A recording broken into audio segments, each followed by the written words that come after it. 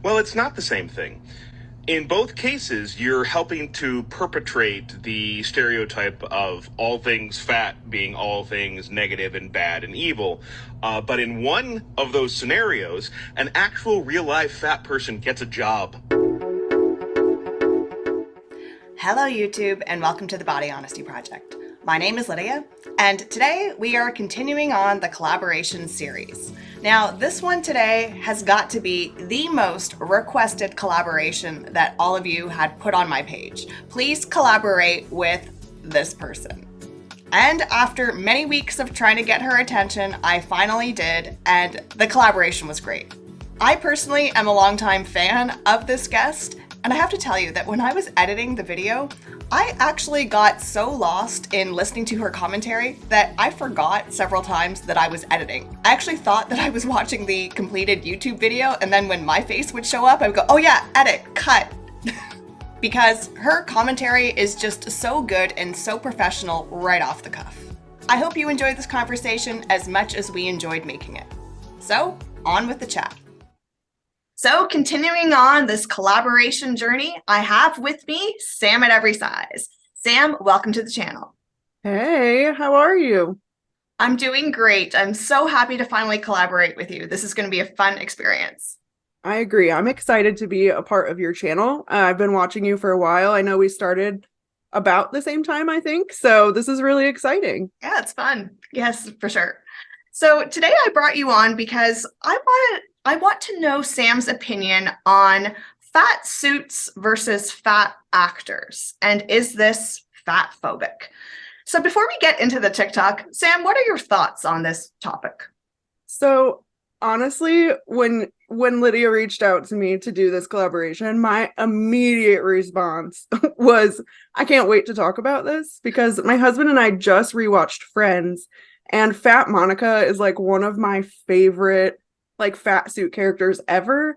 I don't know what it is about her, but there's something about every time she's on screen, she's like doing some sort of crazy dance, and it always makes me smile. And so I guess I've never really had the same hatred of fat suits that a lot of people tend to have.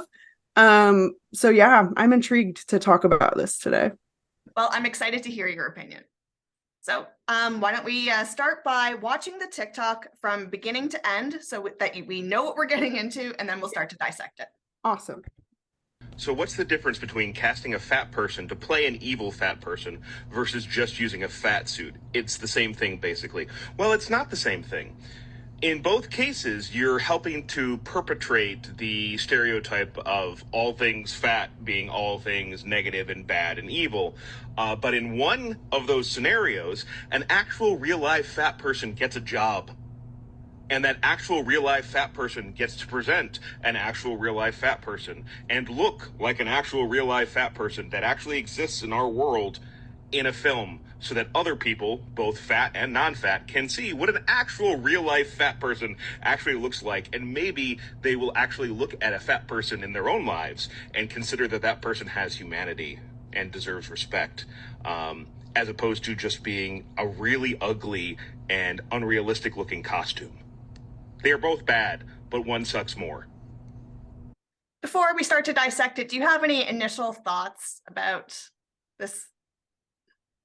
I always shake my head when I see this guy pop up, because he's so interesting to me. Like, if you're thinking about fat acceptance as a whole, right? They have their like fatness scale. He seems like he would be on like the lower end of that, but he really feeds into their rhetoric. Yeah. And I think he's the first male I've ever seen really like feed into their rhetoric, which is also interesting to me. Have you the first straight male, at least?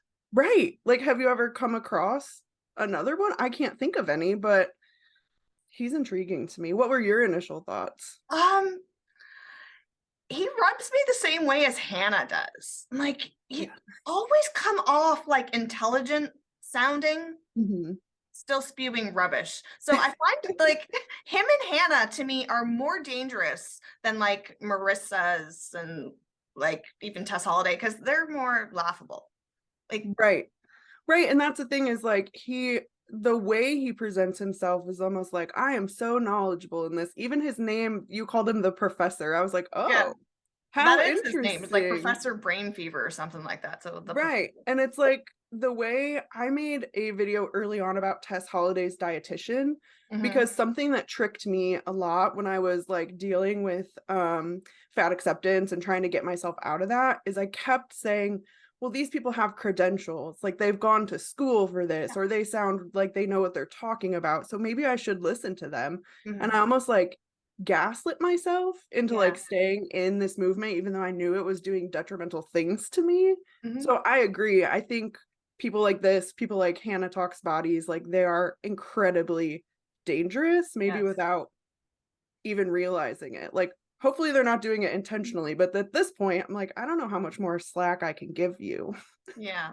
you Well, with know? the credentials, what I find interesting is like people like the jock scientist, for example, has credentials, but is not using the education that she used. She's teaching the other way. So it's like we Yes, know that that's not how what you got your credentials with because you did that whole weight loss journey thing, talk show circuit, and you had those credentials. Then you correct. switched doing something different and are still using the same credentials. Correct. Oh, the jock scientist drives me bonkers. I actually, so there's one clip of her, and I have used it a few times because it just cracks me up.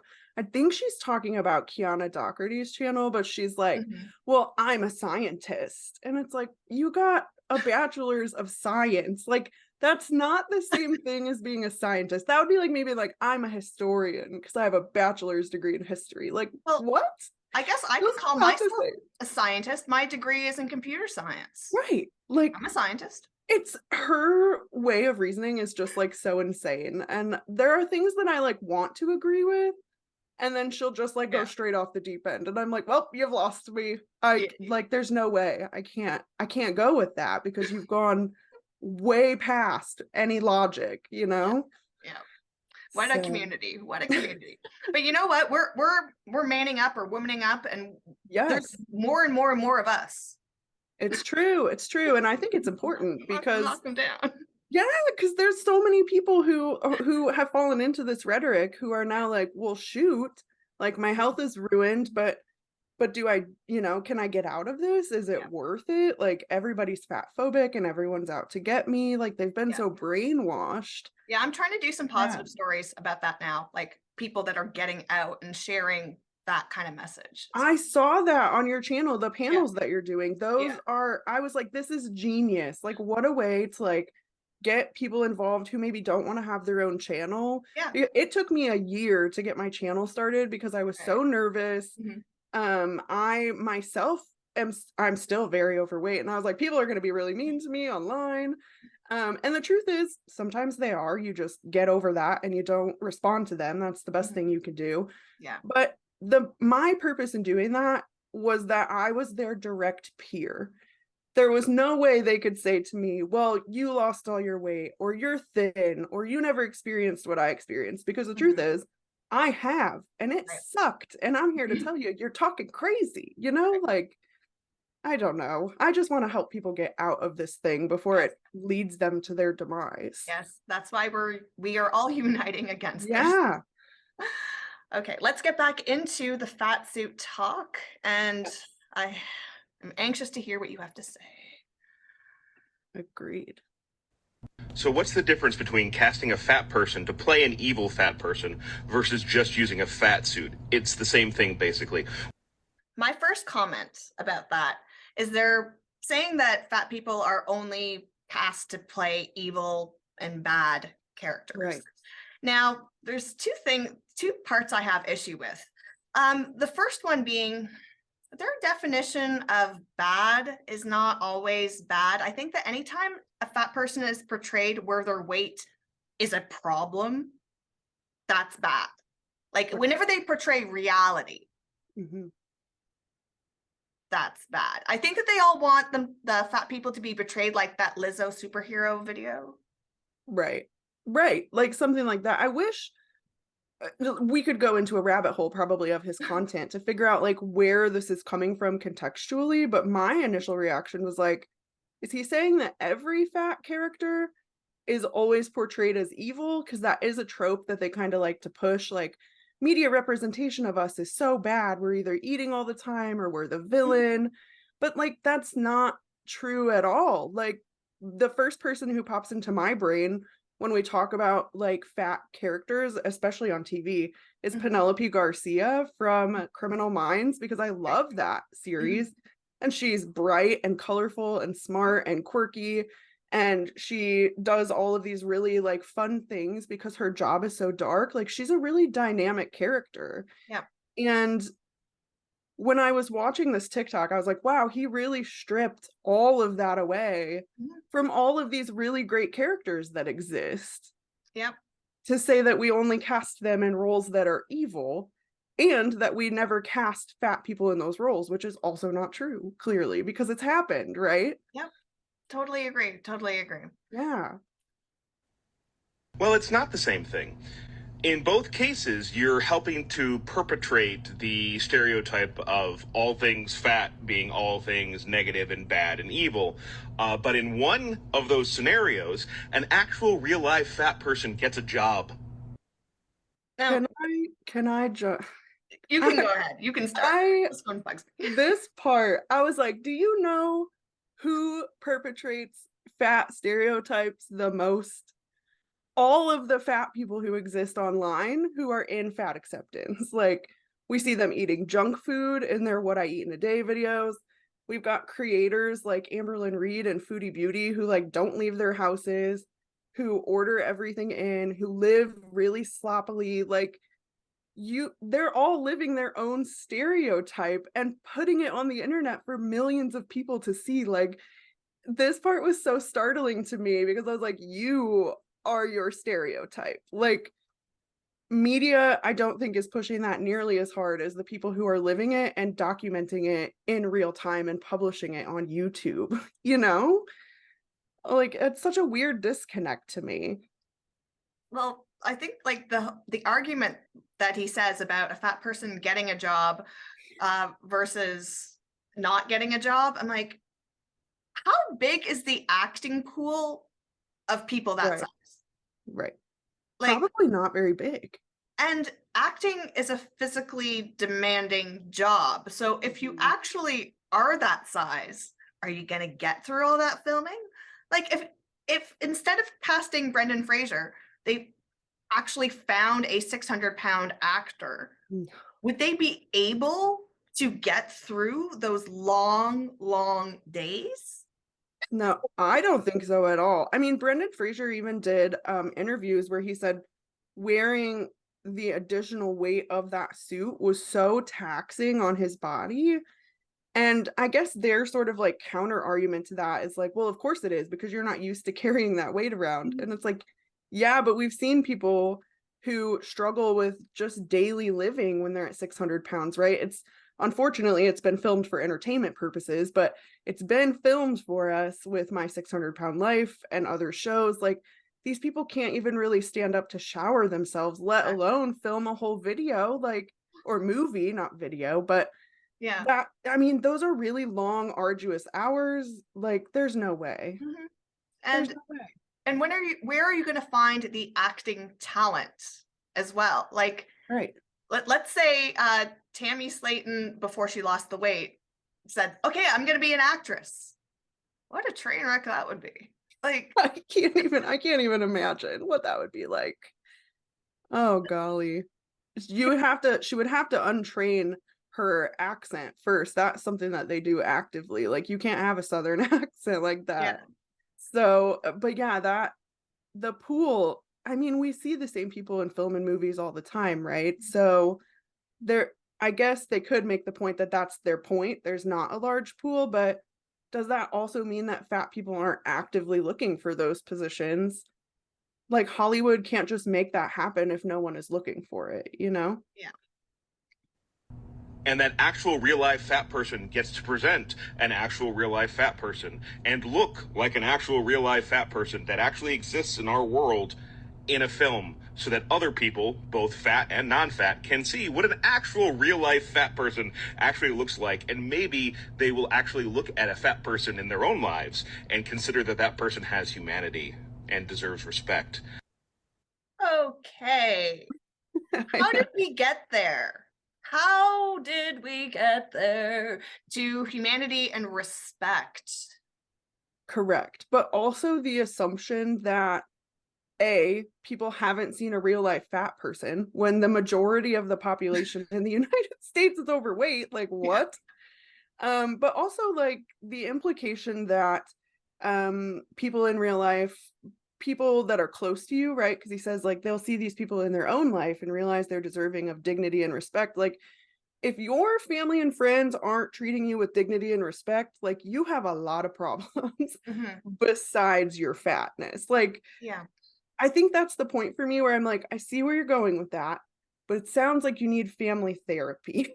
Yeah. Like, I don't mean to be mean, but Well, there's got to be something else happening there. I'm finding such a disconnect between the use of a fat suit equals mockery versus a use of a fat person equals compassion.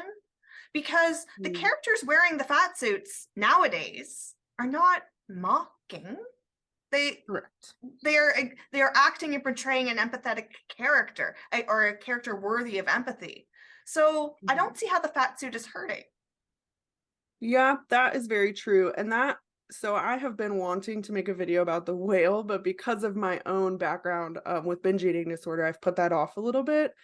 But that is one of their big things, their big critiques of that movie, right? Is the fat suit, saying that showing him overeating and being kind of gross is like mocking them.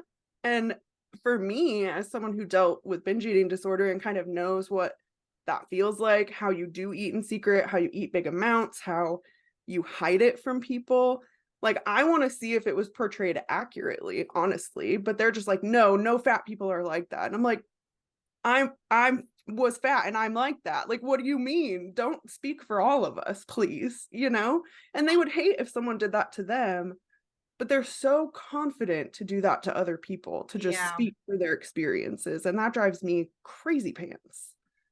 I'm finding that their attitudes are adding so much more stigma to BED. It's enraging because in this day and age, like I am someone who suffers from multiple mental health problems. Okay. And I'm 44. So my generation, you were called the R word if you said anything was wrong. And I didn't actually get tested. Like I've had issues my whole life. But because you don't want to be the R word, in the 1980s, I kind of adopted, like, I'm never going to get tested. Like, I don't want to know. I'm fine. Right.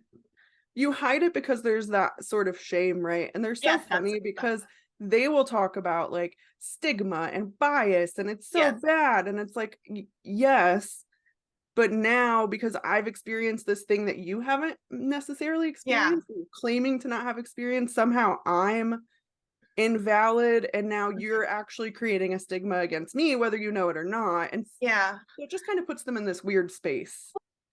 Removing the stigma about mental health made it easier for me to go and tell my doctor my thoughts are always spinning. Made it easier to say I have anxiety, I have panic. Made it easier for me to come forward and get help. What they're doing with BED is denying all the shit that they're doing.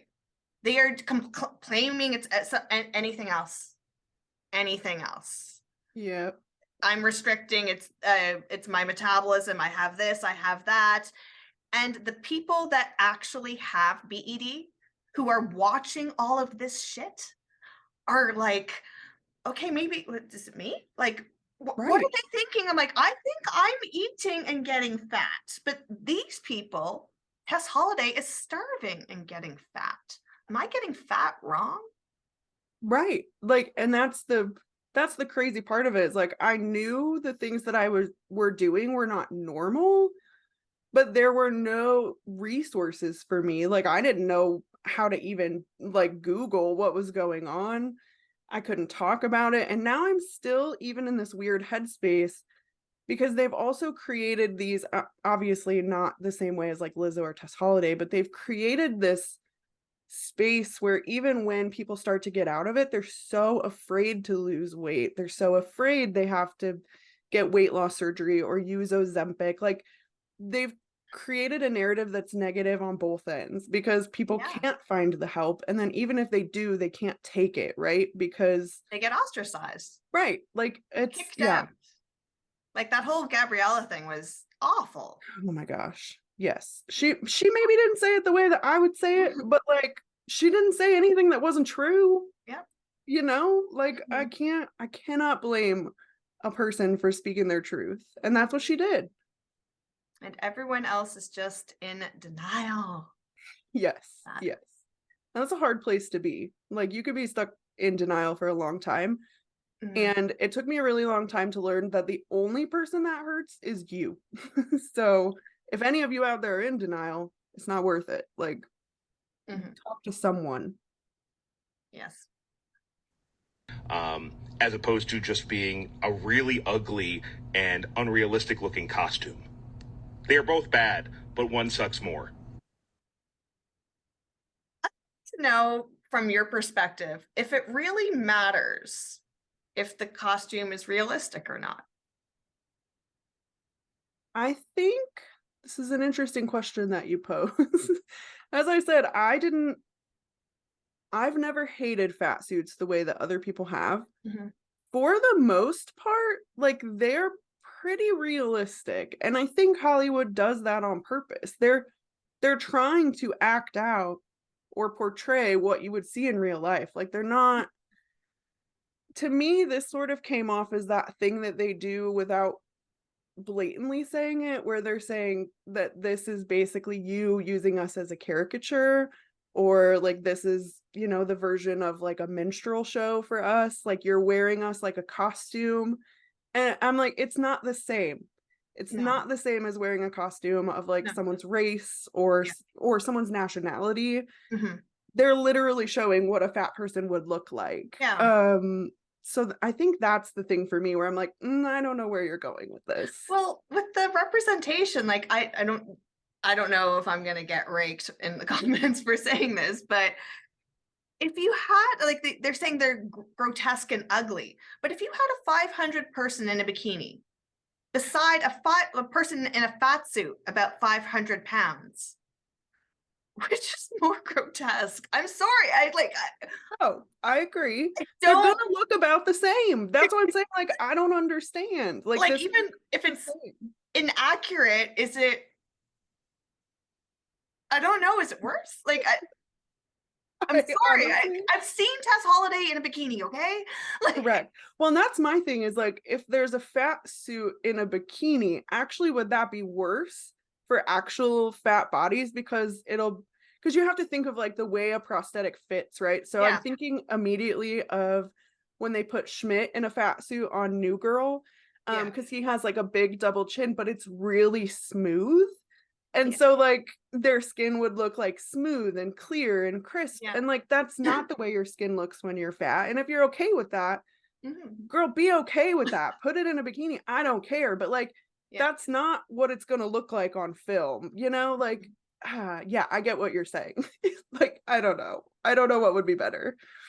I don't know. I felt really kind of ignorant thinking that. I'm like, but if it's realistic, is that really going to change people's opinion?